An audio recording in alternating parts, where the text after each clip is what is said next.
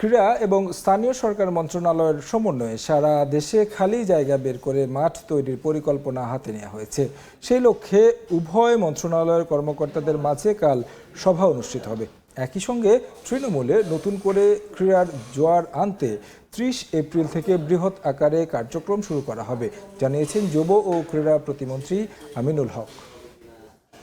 30 April আমরা নতুন করে স্পোর্টস সারা বাংলাদেশের তৃণমূল পর্যায়ে আমরা শুরু করতে যাচ্ছি। আমরা ঢাকা মহানগরী সহ সারা বাংলাদেশে যেখানে যেখানে খালি জায়গা রয়েছে সেগুলোকে মাঠের জন্য সংরক্ষণ করে আমরা যাতে মাঠের বাস্তবায়ন করতে পারি সেই লক্ষ্য নিয়ে আমরা ইতিমধ্যে আগামী কালকে একটি গুরুত্বপূর্ণ মিটিংয়ে বসবো এবং সেই মিটিংয়ের পরে আমরা যেখানে যেখানে খালি জায়গা থাকে সেখানে মাঠের জন্য আমাদের প্রত্যেকটি এলাকায় যাতে খেলার উপযোগী মাঠ তৈরি করতে পারি সেই পরিকল্পনা ইতিমধ্যে আমরা হাতে নিয়েছি।